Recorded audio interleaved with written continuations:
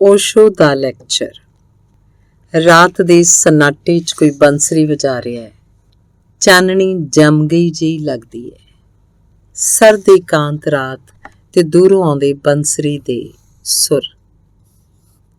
ਸੁਪਨੇ ਜਿਹਾ ਮਿੱਠਾ, ਵਿਸ਼ਵਾਸ ਨਾ ਹੋਵੇ ਇੰਨਾ ਖੂਬਸੂਰਤ ਹੈ ਸਾਰਾ। ਇੱਕ ਬਾਂਸ ਦੀ ਪੋਰੀ ਅੰਮ੍ਰਿਤ ਬਰਸਾ ਸਕਦੀ ਹੈ। ਜੀਵਨ ਵੀ ਬੰਸਰੀ ਦੀ ਤਰ੍ਹਾਂ ਹੈ, ਖੁਦ ਵਿੱਚ ਖਾਲੀ ਤੇ ਸ਼ੂਨਿਆ, ਪਰ ਨਾਲ ਹੀ ਸੰਗੀਤ ਦੀ ਅਥਾਹ ਸਮਰੱਥਾ ਵੀ ਉਸ ਵਿੱਚ ਹੈ। ਪਰ ਸਭ ਕੁਝ ਵਜਾਉਣ ਵਾਲੇ ਤੇ ਨਿਰਭਰ ਹੈ। ਜੀਵਨ ਉਸੇ ਤਰ੍ਹਾਂ ਦਾ ਹੋ ਜਾਂਦਾ ਹੈ ਜਿਹੋ ਜਿਹਾ ਵਿਅਕਤੀ ਉਹਨੂੰ ਬਣਾਉਂਦਾ ਹੈ। ਉਹ ਆਪਣਾ ਹੀ ਨਿਰਮਾਣ ਹੈ। ਇਹ ਤਾਂ ਇੱਕ ਅਵਸਰ ਮਾਤਰ ਹੀ ਹੈ। ਕਿਹੋ ਜਿਹਾ ਕੋਈ ਗੀਤ ਗਾਉਣਾ ਚਾਹੁੰਦਾ ਹੈ, ਇਹ ਪੂਰੀ ਤਰ੍ਹਾਂ ਉਹਦੇ ਹੱਥਾਂ 'ਚ ਹੈ। ਮਨੁੱਖ ਦੀ ਮਹਿਮਾ ਇਹੀ ਹੈ ਕਿ ਉਹ ਸਵਰਗ ਤੇ ਨਰਕ ਦੋਨਾਂ ਦੇ ਗੀਤ ਗਾਉਣ ਨੂੰ ਆਜ਼ਾਦ ਹੈ। ਹਰੇਕ ਵਿਅਕਤੀ ਅਲੌਕਿਕ ਸੁਰ ਆਪਣੀ ਬੰਸਰੀ 'ਚੋਂ ਕੱਢ ਸਕਦਾ ਹੈ। ਬਸ ਥੋੜ੍ਹੀਆਂ ਜਿਹੀਆਂ ਹੱਥਾਂ ਦੀਆਂ ਉਂਗਲਾਂ ਨੂੰ ਹੀ ਸਾਧਣ ਦੀ ਗੱਲ ਹੈ। ਥੋੜ੍ਹੀ ਜਿਹੀ ਸਾਧਨਾ ਤੇ ਵਿਰਾਟ ਪ੍ਰਾਪਤ ਹੈ। ਨਾ ਕੁਝ ਕਰਨ ਨਾਲ ਹੀ ਆਨੰਦ ਦਾ ਸਾਮਰਾਜ ਮਿਲ ਜਾਂਦਾ ਹੈ। ਮੈਂ ਚਾਹੁੰਦਾ ਇੱਕ ਦਿਲ ਵਿੱਚ ਕਹਿ ਦੇਵਾਂ ਕਿ ਆਪਣੀ ਬੰਸਰੀ ਉਠਾ ਲਓ। ਸਮਾਂ ਭੱਜਿਆ ਜਾ ਰਿਹਾ ਹੈ। ਦੇਖਣਾ ਕਿਤੇ ਗੀਤ ਗਾਉਣ ਦਾ ਮੌਕਾ ਲੰਘ ਨਾ ਜਾਏ। ਇਹ ਤੋਂ ਪਹਿਲਾਂ ਕਿ ਪਰਦਾ ਡਿੱਗੇ, ਤੁਸੀਂ ਆਪਣਾ ਜੀਵਨ ਗੀਤ ਗਾ ਲੈਣਾ ਹੈ। ਧੰਨਵਾਦ। ਓਸ਼ੋ ਦਾ ਲੈਕਚਰ। ਜੀਵਨ ਸਾਧਨਾ ਵਿੱਚ ਬੀਜ ਕੀ ਹੈ ਤੇ ਫਲ ਕੀ ਹੈ, ਇਹ ਜਾਣਨਾ ਅਤਿਅੰਤ ਜ਼ਰੂਰੀ ਹੈ। ਆਰੰਭ ਤੇ ਅੰਤ ਨੂੰ ਪਹਿਚਾਨਣਾ ਜ਼ਰੂਰੀ ਹੈ। ਕੰਮ ਤੇ ਕਾਰਨ ਨੂੰ ਨਾ ਜਾਣਦੇ ਹੋਏ ਜੋ ਚੱਲਦਾ ਹੈ ਉਹ ਭੁੱਲ ਕਰਦਾ ਹੈ। ਸਿਰਫ ਚੱਲਣਾ ਹੀ ਠੀਕ ਨਹੀਂ ਹੈ। ਸਿਰਫ ਚੱਲਣ ਨਾਲ ਹੀ ਕੋਈ ਨਹੀਂ ਪਹੁੰਚਦਾ। ਦਿਸ਼ਾ ਤੇ ਸਾਧਨਾ ਵਿਧੀ ਦਾ ਸੁਮੇਲ ਹੋਣਾ ਜ਼ਰੂਰੀ ਹੈ। ਸਾਧਨਾ ਵਿੱਚ ਕੇਂਦਰ ਬਿੰਦੂ ਵੀ ਕੁਝ ਹੈ, ਸੀਮਾ ਵੀ ਹੈ। ਕੇਂਦਰ ਉੱਪਰ ਯਤਨ ਹੋਵੇ ਤਾਂ ਸੀਮਾ ਖੁਦ ਹੀ ਸੰਭਲ ਜਾਂਦੀ ਹੈ। ਉਸ ਨੂੰ ਪ੍ਰਥਕ ਸੰਭਾਲਣ ਦਾ ਕਾਰਨ ਨਹੀਂ ਹੈ। ਉਹ ਕੇਂਦਰ ਦੀ ਹੀ ਅਭਿਵਿਅਕਤੀ ਹੈ। ਉਹ ਫੈਲਿਆ ਹੋਇਆ ਕੇਂਦਰ ਹੈ। ਇਸ ਲਈ ਪ੍ਰਿਧੀ ਦੇ ਯਤਨ ਬੇਅਰਥ ਹੁੰਦੇ ਹਨ। ਇੱਕ ਕਹਾਵਤ ਹੈ, ਝਾੜੀ ਦੇ ਆਸੇ ਪਾਸੇ ਪਿੱਟਣਾ, ਸੀਮਾ ਤੇ ਉਲਝਣਾ ਅਜਿਹਾ ਹੀ ਹੈ। ਕੀ ਹੈ ਕੇਂਦਰ, ਕੀ ਹੈ ਸੀਮਾ? ਗਿਆਨ ਕੇਂਦਰ ਹੈ, ਸ਼ੀਲ ਸੀਮਾ ਹੈ। ਗਿਆਨ ਆਰੰਭ ਹੈ, ਪਰਿਣਾਮ ਅੰਤ ਹੈ। ਗਿਆਨ ਬੀਜ ਹੈ, ਸ਼ੀਲ ਫਲ ਹੈ। ਪਰ ਅਕਸਰ ਲੋਕਾਂ ਦਾ ਚੱਲਣ ਵਿਪਰੀਤ ਹੈ। ਸ਼ੀਲ ਤੋਂ ਚੱਲ ਕੇ ਉਹ ਗਿਆਨ ਤੱਕ ਪਹੁੰਚਣਾ ਚਾਹੁੰਦੇ ਹਨ। ਸ਼ੀਲ ਨੂੰ ਉਹ ਗਿਆਨ ਵਿੱਚ ਪਰਿਵਰਤਿਤ ਕਰਨਾ ਚਾਹੁੰਦੇ ਹਨ। ਪਰ ਸ਼ੀਲ ਅਗਿਆਨ 'ਚ ਪੈਦਾ ਨਹੀਂ ਕੀਤਾ ਜਾ ਸਕਦਾ। ਸ਼ੀਲ ਪੈਦਾ ਹੀ ਨਹੀਂ ਕੀਤਾ ਜਾ ਸਕਦਾ।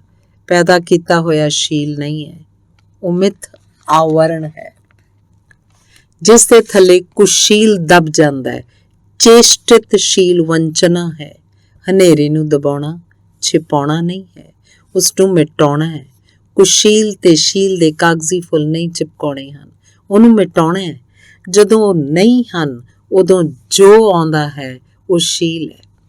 ਅਗਿਆਨ ਵਿੱਚ ਜ਼ਬਰਦਸਤੀ ਲਿਆਂਦਾ ਗਿਆ ਸ਼ੀਲ ਘਾਤਕ ਹੁੰਦਾ ਹੈ, ਕਿਉਂਕਿ ਉਸ ਵਿੱਚ ਜੋ ਨਹੀਂ ਹੈ ਉਹ ਪ੍ਰਤੀਤ ਹੁੰਦਾ ਹੈ ਕਿ ਹੈ। ਤੇ ਇਸ ਤਰ੍ਹਾਂ ਜਿਸ ਨੂੰ ਲਿਆਉਣਾ ਹੈ ਉਹਦੇ ਅੱਖੋਂ ਓਝਲ ਹੋ ਜਾਣਾ ਹੋ ਜਾਂਦਾ ਹੈ। ਅਗਿਆਨ ਵਿੱਚ ਸਿੱਧੇ ਸ਼ੀਲ ਲਿਆਉਣ ਦਾ ਕੋਈ ਢੰਗ ਨਹੀਂ ਹੈ, ਕਿਉਂਕਿ ਅਗਿਆਨ ਦੀ ਅਭਿਵਿਅਕਤੀ ਹੀ ਕੁਸ਼ੀਲ ਹੈ। ਕੁਸ਼ੀਲਤਾ ਅਗਿਆਨ ਹੀ ਹੈ। ਕਿਸੇ ਬੁੱਧ ਨੇ ਕਿਹਾ ਹੈ, ਅਣਾਣੀ ਕੇ ਕਾਹੀ। ਜੋ ਅਗਿਆਨ ਵਿੱਚ ਹੈ ਉਹ ਕੀ ਕਰ ਸਕਦਾ ਹੈ? ਸ਼ੀਲ ਨਹੀਂ, ਗਿਆਨ ਲਿਆਉਣਾ ਹੈ। ਗਿਆਨ ਹੀ ਸ਼ੀਲ ਬਣ ਜਾਂਦਾ ਹੈ। ਗਿਆਨ ਆਪੇ ਨੂੰ ਰੌਸ਼ਨ ਕਰਦਾ ਹੈ। ਉਹਦੇ ਉਦੇ ਨਾਲ ਹੀ ਅਗਿਆਨ ਤੇ ਮੋਹ ਦਾ ਨਾਸ ਹੁੰਦਾ ਹੈ। ਉਸ ਨਾਲ ਹੀ ਰਾਗ ਤੇ ਈਰਖਾ ਦਾ ਖਾਤਮਾ ਹੁੰਦਾ ਹੈ। ਉਸ ਨਾਲ ਹੀ ਮੁਕਤ ਦਸ਼ਾ ਪ੍ਰਾਪਤ ਹੁੰਦੀ ਹੈ। ਓਸ਼ੋ ਦਾ ਲੈਕਚਰ। ਸਵੇਰੇ ਇੱਕ ਖੱਤ ਮਿਲਿਆ। ਕਿਸੇ ਨੇ ਉਸ 'ਚ ਪੁੱਛਿਆ ਹੈ ਕਿ ਜੀਵਨ ਦੁੱਖ 'ਚ ਘਿਰਿਆ ਹੈ, ਫਿਰ ਵੀ ਤੁਸੀਂ ਆਨੰਦ ਦੀ ਗੱਲ ਕਰਦੇ ਹੋ। ਜੋ ਹੈ ਉਹਨੂੰ ਦੇਖੀਏ ਤਾਂ ਆਨੰਦ ਦੀਆਂ ਗੱਲਾਂ ਕਲਪਨਾ ਪ੍ਰਤੀਤ ਹੁੰਦੀਆਂ ਹਨ। ਨਿਸ਼ਚਿਤ ਹੀ ਜੀਵਨ ਦੁੱਖ 'ਚ ਘਿਰਿਆ ਹੈ, ਚਾਰੇ ਪਾਸੇ ਦੁੱਖ ਹੈ, ਪਰ ਜੋ ਘਿਰਿਆ ਹੈ ਉਹ ਦੁੱਖ ਨਹੀਂ ਹੈ। ਜਦੋਂ ਤੱਕ ਜੋ ਘੇਰੇ ਹਨ ਉਹਨੂੰ ਦੇਖਦੇ ਰਹਾਂਗੇ ਦੁੱਖ ਹੀ ਲੱਗੇਗਾ, ਪਰ ਜਦੋਂ ਉਹਨੂੰ ਦੇਖਣ ਲੱਗਾਂਗੇ ਜੋ ਕੋਈ ਘਿਰਿਆ ਹੈ ਤਾਂ ਉਸੇ ਪਲ ਦੁੱਖ ਅਸੱਚ ਹੋ ਜਾਂਦਾ ਹੈ ਤੇ ਆਨੰਦ ਸੱਚ ਹੋ ਜਾਂਦਾ ਹੈ। ਕੁੱਲ ਦ੍ਰਿਸ਼ਟੀ ਪਰਿਵਰਤਨ ਦੀ ਗੱਲ ਹੈ। ਜੋ ਦ੍ਰਿਸ਼ਟੀ ਦ੍ਰਸ਼ਟਾ ਨੂੰ ਪ੍ਰਗਟ ਕਰ ਦਿੰਦੀ ਹੈ ਉਹ ਦ੍ਰਿਸ਼ਟੀ ਹੈ, ਬਾਕੀ ਸਭ ਅੰਨਾਪਣ ਹੈ। ਦ੍ਰਸ਼ਟਾ ਦੇ ਪ੍ਰਗਟ ਹੁੰਦੇ ਹੀ ਸਭ ਆਨੰਦ ਹੋ ਜਾਂਦਾ ਹੈ, ਕਿਉਂਕਿ ਆਨੰਦ ਉਹਦਾ ਸਰੂਪ ਹੈ। ਸੰਸਾਰ ਫੇਰ ਵੀ ਰਹਿੰਦਾ ਹੈ ਪਰ ਦੂਸਰਾ ਹੋ ਜਾਂਦਾ ਹੈ। ਆਤਮ ਅਗਿਆਨ ਦੇ ਕਾਰਨ ਉਸ ਵਿੱਚ ਜੋ ਕੰਡੇ ਲੱਗਦੇ ਹੁੰਦੇ ਸਨ ਉਹ ਕੰਡੇ ਹੁਣ ਨਹੀਂ ਲੱਗਦੇ। ਦੁੱਖ ਦੀ ਸੱਤਾ ਅਸਲੀਅਤ ਨਹੀਂ ਹੈ, ਕਿਉਂਕਿ ਪਰਾਵਰਤੀ ਅਨੁਭਵ ਨਾਲ ਉਹ ਖੰਡਿਤ ਹੋ ਜਾਂਦੀ ਹੈ। ਜਾਗਣ ਤੇ ਜਿਵੇਂ ਸੁਪਨਾ ਝੂਠ ਹੋ ਜਾਂਦਾ ਹੈ, ਉਵੇਂ ਸਵੈ ਬੋਧ ਤੇ ਦੁੱਖ ਹੋ ਜਾਂਦਾ ਹੈ। ਆਨੰਦ ਸੱਚ ਹੈ ਕਿਉਂਕਿ ਉਹ ਸਵੈ ਹੈ। ਧੰਨਵਾਦ। ਕੱਲ ਇੱਕ ਜਗ੍ਹਾ ਬੋਲਿਆ ਹਾਂ, ਕਿਹਾ ਮੈਂ ਤੁਹਾਨੂੰ ਅਸੰਤੁਸ਼ਟ ਕਰਨਾ ਚਾਹੁੰਦਾ ਹਾਂ। ਇੱਕ ਅਲੌਕਿਕ ਪਿਆਸ, ਇੱਕ ਅਲੌਕਿਕ ਅਤ੍ਰਿਪਤੀ ਸਭ 'ਚ ਪੈਦਾ ਹੋਵੇ, ਇਹੀ ਮੇਰੀ ਕਾਮਨਾ ਹੈ। ਮਨੁੱਖ ਜੋ ਹੈ ਉਸ ਵਿੱਚ ਤ੍ਰਿਪਤ ਰਹਿ ਜਾਣਾ ਮੌਤ ਹੈ। ਮਨੁੱਖ ਵਿਕਾਸ ਦਾ ਅੰਤ ਨਹੀਂ ਹੈ, ਉਹ ਵੀ ਇੱਕ ਪੌੜੀ ਹੈ, ਇੱਕ ਵਿਕਾਸ ਸੀੜੀ ਹੈ ਜੋ ਉਸ ਵਿੱਚ ਪ੍ਰਗਟ ਹੈ। ਉਹ ਪ੍ਰਗਟ ਦੀ ਤੁਲਨਾ 'ਚ ਕੁਝ ਵੀ ਨਹੀਂ ਹੈ। ਜੋ ਉਹ ਹੈ ਉਹਦੀ ਤੁਲਨਾ ਵਿੱਚ ਜੋ ਕਿ ਉਹ ਹੋ ਸਕਦਾ ਹੈ ਕੁਝ ਨਾ ਹੋਣ ਦੇ ਬਰਾਬਰ ਹੀ ਹੈ।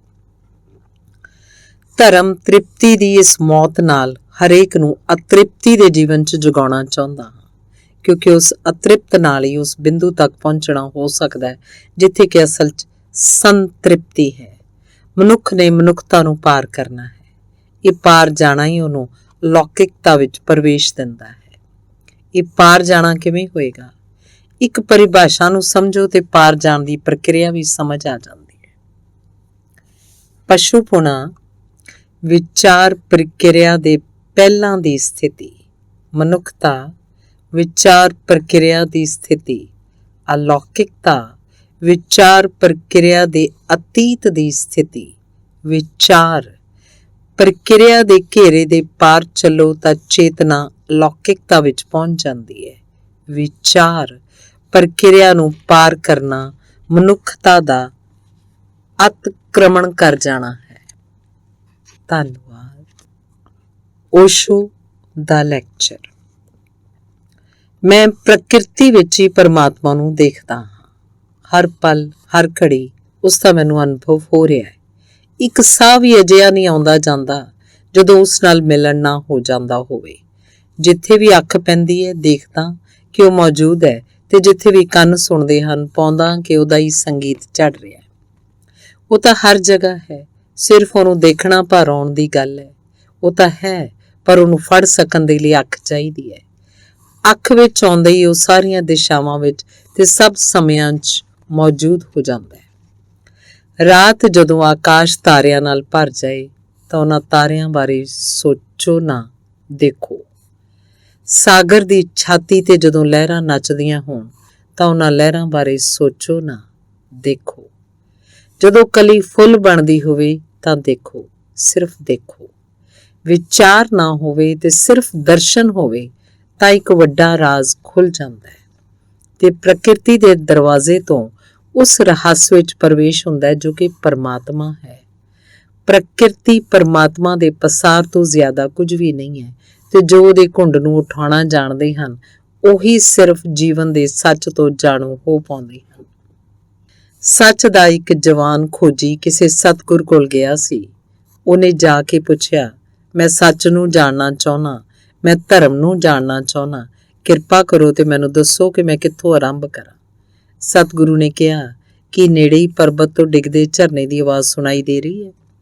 ਉਸ ਜਵਾਨ ਨੇ ਕਿਹਾ, ਮੈਂ ਉਹਨੂੰ ਭਲੀ ਭਾਂਤ ਸੁਣ ਰਿਹਾ। ਸਤਿਗੁਰੂ ਬੋਲੇ, ਫਿਰ ਉੱਥੋਂ ਹੀ ਆਰੰਭ ਕਰੋ, ਉੱਥੋਂ ਹੀ ਪ੍ਰਵੇਸ਼ ਕਰੋ। then enter from there। ਉਹੀ ਦੁਆਰ ਹੈ, ਸੱਚ ਹੀ ਪ੍ਰਵੇਸ਼ ਦੁਆਰ ਇੰਨਾ ਹੀ ਨੇੜੇ ਹੈ। ਪਹਾੜ ਤੋਂ ਡਿੱਗਦੇ ਝਰਨਿਆਂ 'ਚ, ਹਵਾਵਾਂ ਵਿੱਚ, ਝੂਲ ਰਹੇ ਦਰਖਤਾਂ ਦੇ ਪੱਤਿਆਂ ਵਿੱਚ, ਸਾਗਰ ਤੇ ਨੱਚ ਰਹੀਆਂ ਸੂਰਜ ਦੀਆਂ ਕਿਰਨਾਂ ਵਿੱਚ, ਪਰ ਹਰ ਪ੍ਰਵੇਸ਼ ਦੁਆਰ ਤੇ ਪਰਦਾ ਹੈ ਤੇ ਬਿਨਾਂ ਉਠਾਏ ਉਹ ਨਹੀਂ ਉੱਠਦਾ। ਅਸਲ 'ਚ ਉਹ ਪਰਦਾ ਪ੍ਰਵੇਸ਼ ਦੁਆਰ ਤੇ ਨਹੀਂ ਹੈ, ਉਹ ਸਾਡੀ ਦ੍ਰਿਸ਼ਟੀ ਤੇ ਹੀ ਹੈ, ਤੇ ਇਸ ਤਰ੍ਹਾਂ ਇੱਕ ਪਰਦੇ ਨੇ ਅਨੰਤ ਦੁਆਰਾਂ ਤੇ ਪਰਦਾ ਕਰ ਦਿੱਤਾ ਹੈ। ਓਸ਼ੋ ਦੇ ਲੈਕਚਰ। ਚੰਦ ਉੱਪਰ ਉੱਠ ਰਿਹਾ ਹੈ, ਦਰਖਤਾਂ ਨੂੰ ਪਾਰ ਕਰਦਾ ਉਹਦਾ ਮੱਧਮ ਪ੍ਰਕਾਸ਼ ਰਸਤੇ ਤੇ ਪੈਣ ਲੱਗਿਆ ਹੈ ਅਤੇ ਅੰਬਾਂ ਦੇ ਬੂਰ ਦੀ ਭਿੰਨੀ ਸੁਗੰਧ ਨਾਲ ਹਵਾਵਾਂ ਮਹਿਕ ਰਹੀਆਂ ਹਨ। ਮੈਂ ਇੱਕ ਵਿਚਾਰ ਗੋਸ਼ਟੀ ਤੋਂ ਮੁੜਿਆ ਹਾਂ। ਜੋ ਸਨ ਉੱਥੇ ਜ਼ਿਆਦਾਤਰ ਜਵਾਨ ਸਨ, ਆਧੁਨਿਕਤਾ ਨਾਲ ਪ੍ਰਭਾਵਿਤ ਤੇ ਉਤੇਜਿਤ। ਅਵਿਸ਼ਵਾਸ ਸੀ ਜਿਵੇਂ ਉਹਨਾਂ ਦਾ ਵਿਸ਼ਵਾਸ ਹੈ, ਨਿਖੇਧ ਸਵੀਕਾਰ ਹੈ। ਉਹਨਾਂ ਚੋਂ ਇੱਕ ਨੇ ਕਿਹਾ, ਮੈਂ ਈਸ਼ਵਰ ਨੂੰ ਨਹੀਂ ਮੰਨਦਾ ਹਾਂ, ਮੈਂ ਆਜ਼ਾਦ ਹਾਂ। ਇਸ ਇੱਕ ਪੰਕਤੀ ਵਿੱਚ ਤਾਂ ਯੁੱਗ ਦੀ ਮਨੋਸਥਿਤੀ ਹੀ ਪ੍ਰਤੀਬਿੰਬਤ ਹੈ। ਸਾਰਾ ਯੁੱਗ ਇਸ ਸੁਤੰਤਰਤਾ ਦੀ ਛਾਇਆ ਵਿੱਚ ਹੈ, ਬਿਨਾਂ ਇਹ ਜਾਣੇ ਕਿ ਇਹ ਸੁਤੰਤਰਤਾ ਆਤਮ ਹੱਤਿਆ ਹੈ। ਕਿਉਂ ਹੈ ਇਹ ਆਤਮ ਹੱਤਿਆ? ਕਿਉਂਕਿ ਖੁਦ ਨੂੰ ਅਸਵੀਕਾਰ ਕੀਤੇ ਬਿਨਾਂ ਈਸ਼ਵਰ ਨੂੰ ਅਸਵੀਕਾਰ ਕਰਨਾ ਅਸੰਭਵ ਹੈ। ਇੱਕ ਕਹਾਣੀ ਮੈਂ ਉਹਨਾਂ ਨੂੰ ਕਹੀ। ਈਸ਼ਵਰ ਦੇ ਭਵਨ ਤੇ ਫੈਲੀ ਇੱਕ ਅੰਗੂਰ ਦੀ ਵੇਲ ਸੀ। ਉਹ ਫੈਲਦੀ ਵੱਧਦੀ ਆਗਿਆ ਮੰਨਦੀ ਥੱਕ ਗਈ ਸੀ। ਉਹਦਾ ਮਨ ਗੁਲਾਮੀ ਤੋਂ ਉਕਤਾ ਗਿਆ ਸੀ ਤੇ ਫਿਰ ਇੱਕ ਦਿਨ ਉਹਨੇ ਵੀ ਸੁਤੰਤਰ ਹੋਣਾ ਚਾਹਿਆ ਸੀ। ਉਹ ਜ਼ੋਰ ਨਾਲ ਚੀਖੀ ਸੀ ਕਿ ਸਾਰਾ ਆਕਾਸ਼ ਸੁਣ ਲਏ, ਮੈਂ ਹੁਣ ਫੈਲਾਂਗੀ ਨਹੀਂ, ਮੈਂ ਹੁਣ ਫੈਲਾਂਗੀ ਨਹੀਂ, ਮੈਂ ਹੁਣ ਫੈਲਾਂਗੀ ਨਹੀਂ। ਇਹ ਵਿਦਰੋਹ ਨਿਸ਼ਚਿਤ ਹੀ ਮੌਲਿਕ ਸੀ, ਕਿਉਂਕਿ ਸੁਭਾਅ ਦੇ ਪ੍ਰਤੀ ਸੀ। ਈਸ਼ਵਰ ਨੇ ਬਾਹਰ ਝਾਕ ਕੇ ਕਿਹਾ, ਨਾ ਵਧਣ ਦੀ ਜ਼ਰੂਰਤ ਹੀ ਕੀ ਹੈ? ਵੇਲ ਖੁਸ਼ ਹੋਈ, ਵਿਦਰੋਹ ਸਫਲ ਹੋਇਆ ਸੀ। ਉਹ ਨਾ ਵਧਣ ਦੀ ਮਿਹਨਤ ਵਿੱਚ ਲੱਗ ਗਈ, ਪਰ ਵਧਣਾ ਨਾ ਰੁਕਿਆ। ਉਹ ਨਾ ਵਧਣ 'ਚ ਲੱਗੀ ਰਹੀ ਤੇ ਵੱਧਦੀ ਗਈ, ਤੇ ਈਸ਼ਵਰ ਇਹ ਸਭ ਪਹਿਲਾਂ ਤੋਂ ਹੀ ਜਾਣਦਾ ਸੀ। ਇਹੀ ਸਥਿਤੀ ਹੈ। ਈਸ਼ਵਰ ਸਾਡਾ ਸੁਭਾਅ ਹੈ, ਉਹ ਸਾਡਾ ਆਂਤਰਿਕ ਨਿਯਮ ਹੈ, ਉਸ ਤੋਂ ਦੂਰ ਨਹੀਂ ਜਾਇਆ ਜਾ ਸਕਦਾ। ਉਹ ਹੋਏ ਬਿਨਾਂ ਕੋਈ ਰਸਤਾ ਨਹੀਂ ਹੈ। ਕਿੰਨਾ ਹੀ ਅਸਵੀਕਾਰ ਕਰੋ, ਕਿੰਨਾ ਹੀ ਆਜ਼ਾਦ ਹੋਣਾ ਚਾਹੋ ਉਸ ਤੋਂ, ਪਰ ਉਸ ਤੋਂ ਮੁਕਤੀ ਨਹੀਂ ਹੈ, ਕਿਉਂਕਿ ਉਹ ਸਾਡਾ ਸਰੀਰ ਹੈ। ਅਸਲ 'ਚ ਉਹੀ ਹੈ ਤੇ ਅਸੀਂ ਕਲਪਿਤ ਹਾਂ। ਇਸ ਲਈ ਕਹਿੰਦਾ ਹਾਂ, ਉਸ ਤੋਂ ਨਹੀਂ, ਉਸ ਵਿੱਚ ਹੀ ਮੁਕਤੀ ਹੈ। ਓਸ਼ੋ ਦਾ ਪ੍ਰਵਚਨ। ਇੱਕ ਰਾਜੇ ਨੇ ਕਿਸੇ ਸਧਾਰਨ, ਤੰਦਰੁਸਤ ਤੇ ਸੰਤੁਲਿਤ ਵਿਅਕਤੀ ਨੂੰ ਕੈਦ ਕਰ ਲਿਆ ਸੀ। ਇਕਾਂਤ ਦਾ ਮਨੁੱਖ ਤੇ ਕੀ ਪ੍ਰਭਾਵ ਪੈਂਦਾ ਇਸ ਅਧਿਐਨ ਦੇ ਲਈ। ਉਹ ਵਿਅਕਤੀ ਕੁਝ ਸਮੇਂ ਤੱਕ ਚੀਖਦਾ ਚਿল্ਲਾਉਂਦਾ ਰਿਹਾ, ਬਾਹਰ ਜਾਣ ਦੇ ਲਈ ਰੋਂਦਾ ਸੀ, ਸਿਰ ਪਟਕਦਾ ਸੀ। ਉਹਦੀ ਸਾਰੀ ਸੱਤਾ ਜੋ ਬਾਹਰ ਸੀ, ਸਾਰਾ ਜੀਵਨ ਤਾਂ ਪਰ ਨਾਲ, ਹੋਰ ਨਾਲ ਬੰਨਿਆ ਸੀ। ਆਪਣੇ ਵਿੱਚ ਤਾਂ ਉਹ ਕੁਝ ਵੀ ਨਹੀਂ ਸੀ, ਇਕੱਲਾ ਹੋਣਾ ਨਾ ਹੋਣ ਦੇ ਬਰਾਬਰ ਸੀ। ਤੇ ਸੱਚੀ ਉਹ ਹੌਲੀ ਟੁੱਟਣ ਲੱਗਾ। ਉਹਦੇ ਅੰਦਰ ਕੁਝ ਖਤਮ ਹੋਣ ਲੱਗਾ। ਚੁੱਪੀ ਆ ਗਈ, ਰੁਦਨ ਵੀ ਚਲਾ ਗਿਆ, ਹੰਝੂ ਵੀ ਸੁੱਕ ਗਏ ਤੇ ਅੱਖਾਂ ਇਸ ਤਰ੍ਹਾਂ ਦੇਖਣ ਲੱਗੀਆਂ ਜਿਵੇਂ ਪੱਥਰ ਦੀਆਂ ਹੋਣ। ਉਹ ਦੇਖਦਾ ਹੋਇਆ ਵੀ ਲੱਗਦਾ ਸੀ ਜਿਵੇਂ ਨਹੀਂ ਦੇਖ ਰਿਹਾ। ਦਿਨ ਬੀਤੇ, ਮਹੀਨੇ ਬੀਤੇ, ਸਾਲ ਬੀਤ ਗਿਆ। ਉਹਦੀ ਸੁੱਖ ਸਹੂਲਤ ਦਾ ਸਾਰਾ ਪ੍ਰਬੰਧ ਸੀ। ਜੋ ਉਹਨੂੰ ਬਾਹਰ ਪ੍ਰਾਪਤ ਨਹੀਂ ਸੀ, ਉਹ ਸਭ ਕੈਦ ਵਿੱਚ ਪ੍ਰਾਪਤ ਸੀ। ਸ਼ਾਹੀ ਮਹਿਮਾਨ ਜੋ ਸੀ। ਲੇਕਿਨ ਸਾਲ ਪੂਰਾ ਹੋਣ ਤੇ ਮਾਹਿਰਾਂ ਨੇ ਕਿਹਾ, ਉਹ ਪਾਗਲ ਹੋ ਗਿਆ। ਉੱਪਰੋਂ ਤਾਂ ਉਹੋ ਜਿਹਾ ਹੀ ਸੀ, ਸ਼ਾਇਦ ਜ਼ਿਆਦਾ ਤੰਦਰੁਸਤ ਸੀ, ਲੇਕਿਨ ਅੰਦਰ ਇੱਕ ਅਰਥ ਵਿੱਚ ਉਹ ਮਰ ਹੀ ਗਿਆ ਸੀ। ਮੈਂ ਪੁੱਛਦਾ ਕਿ ਇਕੱਲਾਪਣ ਕਿਸੇ ਨੂੰ ਪਾਗਲ ਕਰ ਸਕਦਾ ਹੈ? ਇਕੱਲਾਪਣ ਕਿਵੇਂ ਪਾਗਲ ਕਰੇਗਾ? ਅਸਲ ਵਿੱਚ ਪਾਗਲਪਨ ਤਾਂ ਪਹਿਲਾਂ ਤੋਂ ਹੀ ਹੈ। ਬਾਹਰੀ ਸਬੰਧ ਉਹਨੂੰ ਛਿਪਾਉਂਦੇ ਸਨ, ਇਕੱਲਾਪਣ ਉਹਨੂੰ ਨੰਗਾ ਕਰ ਦਿੰਦਾ ਹੈ। ਮਨੁੱਖ ਦੀ ਖੁਦ ਨੂੰ ਭੀੜ ਵਿੱਚ ਖੋਣ ਦੀ ਚਿੰਤਾ ਉਸ ਤੋਂ ਬਚਣ ਦੇ ਲਈ ਹੈ। ਹਰ ਇੱਕ ਵਿਅਕਤੀ ਨੇ ਇਸੇ ਲਈ ਖੁਦ ਤੋਂ ਭੱਜਣਾ ਸ਼ੁਰੂ ਕੀਤਾ ਹੋਇਆ ਹੈ, ਪਰ ਉਹ ਭੱਜਣਾ ਤੰਦਰੁਸਤੀ ਨਹੀਂ ਕਿਹਾ ਜਾ ਸਕਦਾ। ਤੱਥ ਨੂੰ ਨਾ ਦੇਖਣਾ ਉਸ ਤੋਂ ਮੁਕਤ ਹੋਣਾ ਨਹੀਂ ਹੈ। ਜੋ ਨਿਰੰਤਰ ਇਕਾਂਤ ਵਿੱਚ ਤੰਦਰੁਸਤ ਤੇ ਸੰਤੁਲਿਤ ਨਹੀਂ ਹੈ, ਉਹ ਧੋਖੇ ਵਿੱਚ ਹੈ। ਇਹ ਆਤਮ ਵੰਚਨਾ ਕਦੇ ਨਾ ਕਦੇ ਖੰਡਿਤ ਹੋਏਗੀ ਤੇ ਉਹ ਜੋ ਅੰਦਰ ਹੈ ਉਹਨੂੰ ਉਹਦੀ ਪੂਰੀ ਨਗਨਤਾ ਵਿੱਚ ਜਾਣਨਾ ਹੋਏਗਾ। ਇਹ ਆਪਣੇ ਆਪ ਕੁਦਰਤੀ ਹੋ ਜਾਏ ਤਾਂ ਵਿਅਕਤਿਤਵ ਛਿੰਨ ਭਿੰਨ ਤੇ ਪਾਗਲ ਹੋ ਜਾਂਦਾ ਹੈ। ਜੋ ਦੱਬਿਆ ਹੈ ਉਹ ਕਦੇ ਨਾ ਕਦੇ ਵਿਸਫੋਟ ਨੂੰ ਵੀ ਪ੍ਰਾਪਤ ਹੁੰਦਾ ਹੈ। ਧਰਮ ਇਸ ਇਕਾਂਤ ਵਿੱਚ ਖੁਦ ਹੋ ਕੇ ਉਤਰਨ ਦਾ ਵਿਗਿਆਨ ਹੈ। ਇੱਕ ਪਰਤ ਉਗਾੜਨ ਤੇ ਅਦਭੁਤ ਸੱਚ ਦਾ ਦਰਸ਼ਨ ਹੁੰਦਾ ਹੈ। ਹੌਲੀ ਗਿਆਤ ਹੁੰਦਾ ਹੈ ਕਿ ਅਸੀਂ ਇਕੱਲੇ ਹੀ ਹਾਂ। ਗਹਿਰਾਈ ਵਿੱਚ ਆਂਤਰਿਕਤਾ ਦੇ ਕੇਂਦਰ ਤੇ ਹਰ ਇੱਕ ਇਕੱਲਾ ਹੈ, ਤੇ ਉਸ ਇਕੱਲੇਪਣ ਤੋਂ ਜਾਣੂ ਨਾ ਹੋਣ ਦੇ ਕਾਰਨ ਡਰ ਲੱਗਦਾ ਹੁੰਦਾ ਹੈ। ਅਣਜਾਣਤਾ ਤੇ ਅਗਿਆਨ ਡਰਾਉਂਦਾ ਹੈ।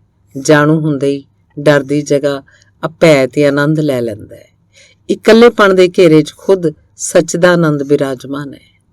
ਖੁਦ ਵਿੱਚ ਉਤਰ ਕੇ ਖੁਦ ਪ੍ਰਭੂ ਨੂੰ ਪਾ ਲਿਆ ਜਾਂਦਾ ਹੈ। ਇਸ ਲਈ ਕਹਿੰਦਾ ਹਾਂ, ਇਕੱਲੇਪਣ ਤੋਂ ਖੁਦ ਤੋਂ ਭੱਜੋ ਨਾ, ਸਿਰਫ ਖੁਦ ਵਿੱਚ ਡੁੱਬੋ। ਸਾਗਰ ਵਿੱਚ ਡੁੱਬ ਕੇ ਹੀ ਮੋਤੀ ਪਾਏ ਜਾਂਦੇ ਹਨ। ਧੰਨਵਾਦ। ਓਸ਼ੋ ਦਾ ਪ੍ਰਵਚਨ। ਰਾਤੀ ਮੀਂਹ ਪਿਆ, ਸੜਕਾਂ ਭਿੱਜੀਆਂ ਹੋਈਆਂ ਹਨ, ਹਵਾਵਾਂ ਸਰਦ ਹਨ ਤੇ ਆਕਾਸ਼ 'ਚ ਹੁਣ ਵੀ ਬੱਦਲ ਹਨ। ਲੱਗਦਾ ਹੈ ਸੂਰਜ ਨਹੀਂ ਨਿਕਲੇਗਾ। ਸਵੇਰ ਬੜੀ ਉਦਾਸ ਲੱਗ ਰਹੀ ਹੈ। ਇੱਕ ਜਵਾਨ ਆਇਆ ਹੈ, ਬਹੁਤ ਪੜ੍ਹ ਲਿਖ ਰਿਹਾ ਹੈ। ਅਜਿਹਾ ਲੱਗਦਾ ਹੈ ਗੱਲਾਂ 'ਚ ਕਿਤਾਬਾਂ ਹੀ ਕਿਤਾਬਾਂ ਦੀ ਗੰਧ ਹੈ। ਇਹ ਗੰਧ ਕਿੰਨੀ ਉਕਤਾਹਟ ਪੈਦਾ ਕਰਦੀ ਹੈ। ਮੈਂ ਉਹਨਾਂ ਨੂੰ ਸੁਣਦਾ ਹਾਂ, ਉਂਝ ਉਹੀ ਮੈਨੂੰ ਸੁਣਨ ਆਏ ਸਨ। 1 ਘੰਟਾ ਬੋਲਦੇ ਰਹੇ ਹਨ, ਪਰ ਜੋ ਕਿਹਾ ਹੈ ਸਭ ਪਰਾਇਆ ਹੈ। ਸਾਡੀ ਅੱਜ ਦੀ ਸਿੱਖਿਆਈ ਯਾਂਤਰਿਕਤਾ ਲਿਆ ਰਹੀ ਹੈ। ਇਹ ਸਿਰਜਨਾਤਮਕ ਨਹੀਂ ਹੈ, ਵਿਚਾਰ ਦਾ ਨਹੀਂ। ਉਸ ਨਾਲ ਸਿਰਫ ਯਾਦਦਾਸ਼ਤ ਦਾ ਹੀ ਜਨਮ ਹੁੰਦਾ ਹੈ। ਵਿਚਾਰ ਤਾਂ ਮਿਲ ਜਾਂਦੇ ਹਨ, ਪਰ ਵਿਚਾਰ ਸ਼ਕਤੀ ਨਹੀਂ ਮਿਲਦੀ। ਇਹ ਸਥਿਤੀ ਬਹੁਤ ਘਾਤਕ ਹੈ। ਇਸ ਨਾਲ ਆਪਣਾ ਵਿਅਕਤਿਤਵ ਤੇ ਵਿਚਾਰ, ਆਪਣੀ ਸਹਾਨੁਭੂਤੀ ਦਾ ਕੋਈ ਵਿਕਾਸ ਨਹੀਂ ਹੋ ਪਾਉਂਦਾ। ਵਿਅਕਤੀ ਸਿਰਫ ਯੰਤਰ ਦੀ ਤਰ੍ਹਾਂ ਦੂਸਰਿਆਂ ਨੂੰ ਦੁਹਰਾਉਂਦਾ ਹੈ। ਇਹ ਸਿੱਖਿਆ ਵਾਸਤਵਿਕ ਨਹੀਂ ਹੈ, ਜੋ ਸਿਰਫ ਯਾਦਦਾਸ਼ਤ ਨੂੰ ਹੀ ਭਰਦੀ ਹੈ। ਅਜਿਹੀ ਸਿੱਖਿਆ ਦਾ ਆਭਾਸ ਮਾਤਰ ਹੀ ਹੈ। ਸਿੱਖਿਆ ਨਾਲ ਤਾਂ ਉਸ ਅੰਤਰਦ੍ਰਿਸ਼ਟੀ ਦਾ ਜਨਮ ਹੋਣਾ ਚਾਹੀਦਾ ਹੈ ਜੋ ਖੁਦ ਸਮੱਸਿਆਵਾਂ ਨੂੰ ਦੇਖਣ 'ਚ ਸਮਰੱਥ ਹੁੰਦੀ ਹੈ। ਸਮੱਸਿਆਵਾਂ ਮੇਰੀਆਂ ਹੋਣ ਤਾਂ ਦੂਸਰਿਆਂ ਦੇ ਹੱਲ ਕੰਮ ਨਹੀਂ ਆ ਸਕਦੇ। ਤੇ ਫਿਰ ਹਰੇਕ ਸਮੱਸਿਆ ਇੰਨੀ ਨਵੀਂ ਹੈ ਕਿ ਕੋਈ ਵੀ ਪੁਰਾਣਾ ਹੱਲ ਉਹਦੇ ਲਈ ਹੱਲ ਨਹੀਂ ਹੋ ਸਕਦਾ। ਸਿੱਖਿਆ ਨਾਲ ਸਾਡੇ ਅੰਦਰ ਜੋ ਸੁੱਤੀ ਸ਼ਕਤੀ ਹੈ, ਮੇਧਾ ਹੈ, ਉਹਦਾ ਜਾਗਰਣ ਹੋਣਾ ਚਾਹੀਦਾ ਹੈ, ਨਾ ਕਿ ਸਾਨੂੰ ਸਿਰਫ ਉਹਨਾਂ ਵਿਚਾਰਾਂ ਨਾਲ ਭਰ ਦਿੱਤਾ ਜਾਏ ਜੋ ਨਾ ਅਸੀਂ ਹੰਢਾਏ ਤੇ ਨਾ ਹੀ ਜਾਣੇ ਹਨ, ਜੋ ਸਾਡੇ ਲਈ ਇੱਕਦਮ ਮੁਰਦਾ ਹਨ ਤੇ ਜਿਨ੍ਹਾਂ ਨਾਲ ਸਿਰਫ ਸਾਡਾ ਭਾਰ ਹੀ ਵੱਧ ਸਕਦਾ ਹੈ। ਇਸ ਮੁਰਦਾ ਬੋਝ ਹੇਠਾਂ ਮੇਧਾ ਦਾ ਜਾਗਰਣ ਅਸੰਭਵ ਹੋ ਜਾਂਦਾ ਹੈ। ਮੈਂ ਰੋਜ਼ ਆਪਣੇ ਚਾਰੇ ਪਾਸੇ ਅਜਿਹੇ ਲੋਕਾਂ ਨੂੰ ਦੇਖ ਰਿਹਾ ਜੋ ਕਿ ਉਹਨਾਂ ਵਿਚਾਰਾਂ ਦੇ ਬੋਝ ਨਾਲ ਦੱਬੇ ਜਾ ਰਹੇ ਹਨ ਜੋ ਕਿ ਉਹਨਾਂ ਨੇ ਜਾਣੇ ਨਹੀਂ, ਸਵੀਕਾਰ ਕਰ ਲਏ ਹਨ। ਉਹ ਵਿਚਾਰ ਜੋ ਖੁਦ ਨਹੀਂ ਜਾਣਿਆ ਗਿਆ ਜ਼ਰੂਰੀ ਭਾਰ ਬਣ ਜਾਂਦਾ ਹੈ। ਸਿੱਖਿਆ ਵਿਚਾਰਾਂ ਦਾ ਨਿਸ਼ਕ੍ਰਿਯ ਸਵੀਕਾਰ ਨਹੀਂ ਹੋਣਾ ਚਾਹੀਦਾ। ਇਹ ਤਾਂ ਸਕ੍ਰਿਯ ਸਮਝ ਤੇ ਸਿਰਜਨਾਤਮਕ ਬੋਧ ਤੇ ਆਧਾਰਿਤ ਹੋਵੇ ਤਾਂ ਹੀ ਸਾਰਥਕ ਹੈ। ਮੈਂ ਇਹਨਾਂ ਗੱਲਾਂ 'ਚ ਉਸ ਜਵਾਨ ਨੂੰ ਭੁੱਲਿਆ ਹੀ ਜਾ ਰਿਹਾ। ਉਹ ਜਦੋਂ ਆਪਣੇ, ਜੋ ਕਿ ਜ਼ਰਾ ਵੀ ਆਪਣੇ ਨਹੀਂ ਹਨ, ਵਿਚਾਰਾਂ ਨੂੰ ਬੋਲ ਕੇ ਚੁੱਪ ਹੋਏ ਤਾਂ ਉਹਨਾਂ ਨੇ ਗੌਰਵ ਨਾਲ ਚਾਰੇ ਪਾਸੇ ਇਸ ਭਾਵ ਨਾਲ ਦੇਖਿਆ ਕਿ ਮੈਂ ਵੀ ਕੁਝ ਜਾਣਦਾ ਹਾਂ। ਗਿਆਨ ਕਿੰਨਾ ਕਠਿਨ ਹੈ, ਪਰ ਗਿਆਨ ਦਾ ਹੰਕਾਰ ਕਿੰਨਾ ਆਸਾਨ ਹੈ। ਗਿਆਨ ਤਾਂ ਨਹੀਂ ਆ ਪਾਉਂਦਾ, ਪਰ ਹੰਕਾਰ ਜ਼ਰੂਰ ਆ ਜਾਂਦਾ ਹੈ। ਯਾਦ ਰਹੇ ਕਿ ਇਹ ਦੋਵੇਂ ਕੰਮ ਬਿਲਕੁਲ ਹੀ ਉਲਟ ਦਿਸ਼ਾਵਾਂ ਹਨ। ਗਿਆਨ ਤਾਂ ਹੰਕਾਰ ਦੀ ਮੌਤ ਹੈ ਤੇ ਜਿੱਥੇ ਇਹ ਹੋਵੇ ਉੱਥੇ ਜਾਣਿਆ ਜਾ ਸਕਦਾ ਹੈ ਕਿ ਗਿਆਨ ਨਹੀਂ ਹੈ। ਇਹ ਗਿਆਨ ਦੇ ਅਭਾਵ ਦੀ ਠੀਕ ਸੂਚਨਾ ਹੈ। ਗਿਆਨ ਹੰਕਾਰ ਸ਼ੂਨਯਤਾ ਲਿਆਉਂਦਾ ਹੈ। ਵਿਅਕਤੀ ਜਿੰਨਾ ਜਾਣਦਾ ਹੈ ਓਨਾ ਹੀ ਉਹਨੂੰ ਅਗਿਆਨ ਦਾ ਬੋਧ ਗਾੜਾ ਹੁੰਦਾ ਜਾਂਦਾ ਹੈ। ਗਿਆਨ ਰਹੱਸ ਨੂੰ ਮਿਟਾਉਂਦਾ ਨਹੀਂ, ਖੋਲ੍ਹਦਾ ਹੈ ਤੇ ਉਸ ਪਲ ਜਦੋਂ ਸੰਸਾਰ ਤੇ ਖੁਦ ਦਾ ਸੰਪੂਰਨ ਭੇਦ ਸਾਹਮਣੇ ਆਉਂਦਾ ਹੈ, ਗਿਆਨ ਦੇ ਉਸ ਸਿਖਰ ਬਿੰਦੂ ਤੇ ਵਿਅਕਤੀ ਸ਼ੂਨਯ ਹੋ ਜਾਂਦਾ ਹੈ ਤੇ ਉਹਦਾ ਸਾਰਾ ਅਹੰ ਭਾਵ ਵਿਸਰਜਿਤ ਹੋ ਜਾਂਦਾ ਹੈ। ਹੰਕਾਰ ਅਗਿਆਨ ਦੇ ਅੰਧਕਾਰ ਦੀ ਉਤਪਤੀ ਸੀ, ਗਿਆਨ ਦੇ ਪ੍ਰਕਾਸ਼ 'ਚੋਂ ਮਰ ਜਾਂਦਾ ਹੈ। ਮੈਂ ਥੋੜ੍ਹੀ ਦੇਰ ਚੁੱਪ ਰਿਹਾ ਤੇ ਫਿਰ ਉਸ ਨੂੰ ਕਿਹਾ, ਮੈਂ ਤੁਹਾਨੂੰ ਸੁਣਨਾ ਚਾਹੁੰਦਾ ਸੀ ਪਰ ਤੁਸੀਂ ਤਾਂ ਕੁਝ ਕਹਿੰਦੇ ਹੀ ਨਹੀਂ ਹੋ। ਇਹ ਜੋ ਕਿਹਾ ਇਸ 'ਚ ਕੁਝ ਵੀ ਤੁਹਾਡਾ ਨਹੀਂ ਹੈ। ਇਹ ਸਭ ਤਾਂ ਉਧਾਰ ਹੈ ਤੇ ਪਰਾਈ ਨਾਲ ਸਮਰਿੱਧੀ ਨਹੀਂ ਆਉਂਦੀ। ਉਸ ਨਾਲ ਦਰਿਦਰਤਾ ਢਕੀ ਜਾ ਸਕਦੀ ਹੈ ਪਰ ਮਿਟਦੀ ਨਹੀਂ ਹੈ। ਸੱਚ ਦੇ ਸੰਬੰਧ ਵਿੱਚ ਸਿਰਫ ਆਪਣੀ ਅਨੁਭੂਤੀ ਸੱਚ ਤੇ ਜੀਵੰਤ ਹੁੰਦੀ ਹੈ। ਉਹ ਹੋਵੇ ਤਾਂ ਜੀਵਨ 'ਚ ਕ੍ਰਾਂਤੀ ਹੋ ਜਾਂਦੀ ਹੈ, ਨਹੀਂ ਤਾਂ ਸੱਚ ਦੇ ਸੰਬੰਧ 'ਚ ਮੁਰਦਾ ਪਰਾਈ ਵਿਚਾਰ ਢੋਣ ਨਾਲ ਕੁਝ ਵੀ ਹੱਥ ਨਹੀਂ ਆਉਂਦਾ। ਉਸ ਨਾਲ ਸਿਰਫ ਬੋਝ ਹੀ ਵੱਧਦਾ ਹੈ ਤੇ ਸਵੈ ਅਨੁਭਵ ਦੀ ਸੰਭਾਵਨਾ ਦੂਰ ਹੋ ਜਾਂਦੀ ਹੈ। ਗਿਆਨ ਜੋ ਆਪਣਾ ਨਹੀਂ ਹੈ ਉਹ ਗਿਆਨ ਦੇ ਪ੍ਰਗਟ ਹੋਣ 'ਚ ਰੁਕਾਵਟ ਬਣ ਜਾਂਦਾ ਹੈ, ਜੋ ਕਿ ਸਿਰਫ ਆਪਣਾ ਹੀ ਹੋ ਸਕਦਾ ਹੈ। ਧੰਨਵਾਦ। ਓਸ਼ੋ ਦਾ ਪ੍ਰਵਚਨ। ਸ਼ਾਮ ਰੁਕੀ ਜਿਹੀ ਲੱਗਦੀ ਹੈ। ਪੱਛਮ ਵੱਲ ਸੂਰਜ ਦੇਰ ਹੋਈ ਬੱਦਲਾਂ 'ਚ ਛਿਪ ਗਿਆ, ਪਰ ਰਾਤ ਹਾਲੇ ਨਹੀਂ ਹੋਈ। ਇਕਾਂਤ ਹੈ, ਬਾਹਰ ਵੀ ਅੰਦਰ ਵੀ। ਇਕੱਲਾ, ਕੋਈ ਬਾਹਰ ਨਹੀਂ ਹੈ, ਕੋਈ ਅੰਦਰ ਨਹੀਂ ਹੈ। ਮੈਂ ਇਸ ਸਮੇਂ ਕਿਤੇ ਵੀ ਨਹੀਂ ਹਾਂ, ਜਾਂ ਕਿ ਉੱਥੇ ਹਾਂ ਜਿੱਥੇ ਸ਼ੂਨਿਆ ਹੈ, ਤੇ ਜਦੋਂ ਮਨ ਸ਼ੂਨਿਆ ਹੁੰਦਾ ਤਾਂ ਹੁੰਦਾ ਹੀ ਨਹੀਂ ਹੈ। ਇਹ ਮਨ ਅਦਭੁਤ ਹੈ, ਪਿਆਜ਼ ਦੀ ਛਿੱਲ ਦੀ ਤਰ੍ਹਾਂ ਅਨੁਭਵ ਹੁੰਦਾ ਹੈ। ਇੱਕ ਦਿਨ ਪਿਆਜ਼ ਨੂੰ ਦੇਖ ਕੇ ਯਾਦ ਆਇਆ ਸੀ। ਪਿਆਜ਼ ਛਿਲਦਾ ਸਾਂ, ਛਿਲਦਾ ਗਿਆ, ਪਰਤ ਦਰ ਪਰਤ ਨਿਕਲਦੀ ਗਈ, ਤੇ ਫਿਰ ਹੱਥ ਵਿੱਚ ਕੁਝ ਵੀ ਨਾ ਬਚਿਆ। ਮੋਟੀਆਂ ਖੁਰਦਰੀਆਂ ਪਰਤਾਂ, ਫਿਰ ਮੁਲਾਇਮ ਚੀਕਣੀਆਂ ਪਰਤਾਂ, ਫਿਰ ਕੁਝ ਵੀ ਨਹੀਂ। ਅਜਿਹਾ ਹੈ ਮਨ।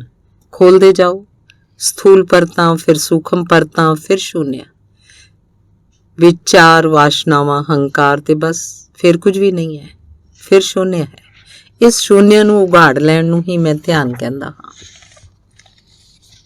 ਇਹ ਸ਼ੂਨਿਆ ਹੀ ਸਾਡਾ ਸਰੂਪ ਹੈ। ਉਹ ਜੋ ਅੰਤ ਵਿੱਚ ਬਾਕੀ ਬਚ ਜਾਂਦਾ ਹੈ, ਉਹੀ ਸਰੂਪ ਹੈ। ਉਹਨੂੰ ਆਤਮਾ ਕਹੀਏ ਚਾਹੇ ਅਨਾਤਮਾ, ਸ਼ਬਦ ਦੇ ਕੁਝ ਅਰਥ ਨਹੀਂ ਹਨ। ਵਿਚਾਰ, ਵਾਸ਼ਨਾ, ਹੰਕਾਰ ਜਿੱਥੇ ਨਹੀਂ ਹੈ, ਉੱਥੇ ਉਹ ਹੈ ਜੋ ਹੈ। ਹਿਊਮ ਨੇ ਕਿਹਾ ਹੈ, ਜਦੋਂ ਵੀ ਮੈਂ ਖੁਦ 'ਚ ਹੁੰਦਾ, ਕੋਈ ਮੈਂ ਮੈਨੂੰ ਉੱਥੇ ਨਹੀਂ ਮਿਲਦਾ। ਜਾਂ ਤਾਂ ਵਿਚਾਰਾਂ ਨਾਲ ਟਕਰਾਉਂਦਾ, ਜਾਂ ਕਿਸੇ ਵਾਸ਼ਨਾ ਨਾਲ, ਜਾਂ ਕਿਸੇ ਯਾਦ ਨਾਲ, ਪਰ ਆਪਣੇ ਆਪ ਨਾਲ ਕੋਈ ਮਿਲਾਪ ਨਹੀਂ ਹੈ। ਇਹ ਗੱਲ ਠੀਕ ਹੀ ਹੈ, ਪਰ ਹਿਊਮ ਪਰਤਾਂ ਨਾਲ ਮੁੜ ਆਉਂਦੇ ਹਨ। ਇਹੀ ਉਹਨਾਂ ਦੀ ਭੁੱਲ ਹੈ। ਉਹ ਥੋੜਾ ਹੋਰ ਗਹਿਰੇ ਜਾਂਦੇ ਤਾਂ ਉੱਥੇ ਪਹੁੰਚ ਜਾਂਦੇ ਜਿੱਥੇ ਕਿ ਟਕਰਾਉਣ ਨੂੰ ਕੁਝ ਵੀ ਨਹੀਂ ਹੈ। ਉਹ ਹੈ ਸਵੈਰੂਪ, ਜਿੱਥੇ ਟਕਰਾਉਣ ਨੂੰ ਕੁਝ ਵੀ ਬਾਕੀ ਨਹੀਂ ਰਹਿ ਜਾਂਦਾ। ਉੱਥੇ ਉਹ ਹੈ ਜੋ ਮੈਂ ਹਾਂ। ਉਸ ਸ਼ੂਨਿਆ ਤੇ ਹੀ ਸਭ ਖੜਾ ਹੈ, ਪਰ ਕੋਈ ਜੇ ਸੱਤਾ ਤੋਂ ਹੀ ਮੁੜ ਆਏ ਤਾਂ ਉਸ ਤੋਂ ਜਾਣੂ ਨਹੀਂ ਹੋ ਪਾਉਂਦਾ। ਸੱਤਾ ਤੇ ਸੰਸਾਰ ਹੈ, ਕੇਂਦਰ 'ਚ ਸਵੈ ਹੈ। ਸੱਤਾ ਤੇ ਸਭ ਹੈ, ਕੇਂਦਰ ਤੇ ਸ਼ੂਨਿਆ ਹੈ। ਓਸ਼ੋ ਦਾ ਲੈਕਚਰ। ਧੁੱਪ ਵਿੱਚ ਘੁੰਮ ਕੇ ਮੁੜਿਆ। ਸਰਦੀਆਂ ਦੀ ਕੁਨਕੁਨੀ ਧੁੱਪ ਕਿੰਨੀ ਸੁਖਦ ਲੱਗਦੀ ਹੈ। ਸੂਰਜ ਨਿਕਲੇ ਹੀ ਹੈ ਤੇ ਕਿਰਨਾਂ ਦੀ ਗਰਮਾਹਟ ਆਹਿਸਤਾ ਆਹਿਸਤਾ ਵੱਧ ਰਹੀ ਹੈ। ਇੱਕ ਵਿਅਕਤੀ ਨਾਲ ਸੀ। ਮੈਂ ਪੂਰੀ ਰਾਤ ਚੁੱਪ ਰਿਹਾ, ਪਰ ਉਹ ਬੋਲਦੇ ਹੀ ਰਹੇ। ਸੁਣਦਾ ਸਾਂ ਤਾਂ ਇੱਕ ਗੱਲ ਧਿਆਨ 'ਚ ਆਈ ਕਿ ਅਸੀਂ ਕਿੰਨੀ ਵਾਰੀ ਮੈਂ ਦਾ ਪ੍ਰਯੋਗ ਕਰਦੇ ਹਾਂ। ਇਸ ਮੈਂ ਦੇ ਕੇਂਦਰ ਨਾਲ ਹੀ ਸਭ ਜੁੜਿਆ ਰਹਿੰਦਾ ਹੈ। ਜਨਮ ਦੇ ਬਾਅਦ ਅਕਸਰ ਮੈਂ ਦਾ ਬੋਧ ਸਭ ਨਾਲੋਂ ਪਹਿਲਾਂ ਉੱਠਦਾ ਹੈ ਤੇ ਮੌਤ ਦੇ ਸਮੇਂ ਸਭ ਨਾਲੋਂ ਅਖੀਰ 'ਚ ਜਾਂਦਾ ਹੈ। ਇਹਨਾਂ ਦੋ ਸਿਰਿਆਂ ਦੇ ਵਿੱਚ ਵੀ ਉਹਦਾ ਹੀ ਵਿਸਥਾਰ ਹੁੰਦਾ ਹੈ। ਇੰਨਾ ਜਾਣਿਆ ਪਛਾਣਿਆ ਇਹ ਮੈਂ ਹੈ, ਇੰਨਾ ਜਾਣਿਆ ਪਛਾਣਿਆ ਇਹ ਮੈਂ ਹੈ, ਪਰ ਕਿੰਨਾ ਅਗਿਆਤ ਵੀ ਹੈ। ਇਸ ਨਾਲੋਂ ਜ਼ਿਆਦਾ ਭੇਤ ਭਰਿਆ ਸ਼ਬਦ ਮਾਨਵੀ ਭਾਸ਼ਾ 'ਚ ਦੂਸਰਾ ਨਹੀਂ ਹੈ। ਜੀਵਨ ਬੀਤ ਜਾਂਦਾ, ਪਰ ਮੈਂ ਦਾ ਭੇਤ ਸ਼ਾਇਦ ਹੀ ਉਗੜ ਪਾਉਂਦਾ ਹੋਵੇ।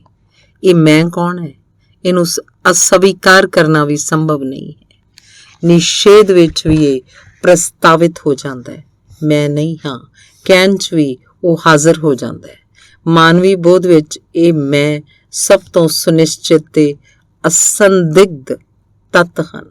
ਮੈਂ ਹਾਂ, ਇਹ ਬੋਧ ਤਾਂ ਹੈ, ਪਰ ਮੈਂ ਕੌਣ ਹਾਂ? ਇਹ ਸਹਿਜ ਗਿਆਨ ਨਹੀਂ ਹੈ। ਇਸ ਨੂੰ ਜਾਣਨਾ ਸਾਧਨਾ ਨਾਲ ਸੰਭਵ ਹੀ ਹੈ। ਸਾਰੀ ਸਾਧਨਾ ਮੈਂ ਨੂੰ ਜਾਣਨ ਦੀ ਸਾਧਨਾ ਹੈ। ਸਾਰੇ ਧਰਮ, ਸਾਰੇ ਦਰਸ਼ਨ ਇਸ ਇੱਕ ਪ੍ਰਸ਼ਨ ਦੇ ਹੀ ਉੱਤਰ ਹਨ। ਮੈਂ ਕੌਣ ਹਾਂ, ਇਹਨੂੰ ਹਰ ਇੱਕ ਨੇ ਖੁਦ ਤੋਂ ਪੁੱਛਣਾ ਹੈ। ਸਭ ਛੁੱਟ ਜਾਏ ਤੇ ਇੱਕ ਪ੍ਰਸ਼ਨ ਹੀ ਰਹਿ ਜਾਏ। ਸਾਰੇ ਮਨ ਤੇ ਗੂੰਜਦੀ ਇੱਕ ਜਗਿਆਸਾ ਹੀ ਰਹਿ ਜਾਏ। ਇਸ ਤਰ੍ਹਾਂ ਇਹ ਪ੍ਰਸ਼ਨ ਅਚੇਤਨ ਵਿੱਚ ਉਤਰ ਜਾਂਦਾ ਹੈ। ਪ੍ਰਸ਼ਨ ਜਿਵੇਂ ਜਿਵੇਂ ਗਹਿਰਾ ਹੋਣ ਲੱਗਦਾ ਹੈ, ਉਵੇਂ ਉਵੇਂ ਸਤਹੀ ਤਾਲਮੇਲ ਟੁੱਟਣ ਲੱਗਦੇ ਹਨ। ਦਿਸਣ ਲੱਗਦਾ ਹੈ ਕਿ ਮੈਂ ਸਰੀਰ ਨਹੀਂ ਹਾਂ। ਦਿਸਣ ਲੱਗਦਾ ਹੈ ਕਿ ਮੈਂ ਮਨ ਨਹੀਂ ਹਾਂ। ਦਿਸਣ ਲੱਗਦਾ ਹੈ ਕਿ ਮੈਂ ਤਾਂ ਉਹ ਹਾਂ ਜੋ ਸਭ ਨੂੰ ਦੇਖ ਰਿਹਾ ਹੈ।